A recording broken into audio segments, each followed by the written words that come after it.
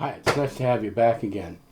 You know, yesterday we were talking about honoring everyone. We saw this in 1 Peter chapter 2, and how difficult that is as we're embroiled in a culture that tells us that we have rights, that the rights shouldn't be violated, that things should be a certain way. And so we can have a tendency to get indignant when something gets in our way and we treat it unjustly.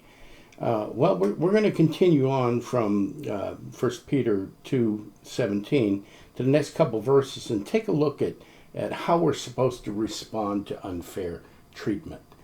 So again, I've got some gentle tea here, some Egyptian chamomile. I'm looking forward to the end of the evening. Let's spend a few minutes together looking at the scripture. When you get situated, turn to 1 Peter chapter 2, and we're going to start at verse 18. Where it says, "Servants, be subject to your masters with all respect, not only to the good and gentle, but also to the unjust." Now that's kind of significant. So we're not supposed to be subject to our bosses, our masters, those in authority over us, as long as they treat us well. But also we're supposed to show respect to those who treat us unjustly, unfairly. Why? In verse 19, "For this is a gracious thing, when mindful of God, that one endures sorrows while suffering unjustly.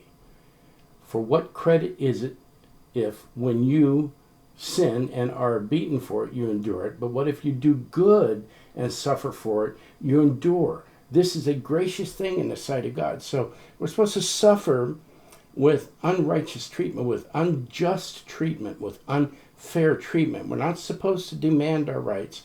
And the reason for that is Christ never demanded his rights. He had every right to avoid the cross because he was perfect and sinless.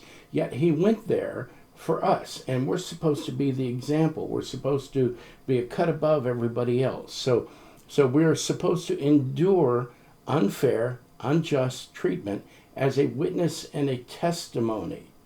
And we see that in verse 21. "For to this you have been called, because Christ also suffered for you, leaving you an example so that you might follow in his steps." So we're not supposed to act contrary to the way Christ acted. We're supposed to act in harmony with the way he acted and emulate what he did. This is a hard thing for a time like this, because everything that the media, everything that the culture says to us is that if you're being treated unfairly, you need to demand your rights. And we need to remember that Christ never demanded his. And we're supposed to be a reflection of him, and the image of God to a world that desperately needs something to model itself after. That's you and me. I hope this challenges you. I hope it weighs heavy on you.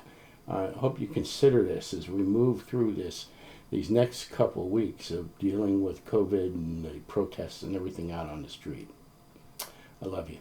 I miss you. I'll talk to you again tomorrow.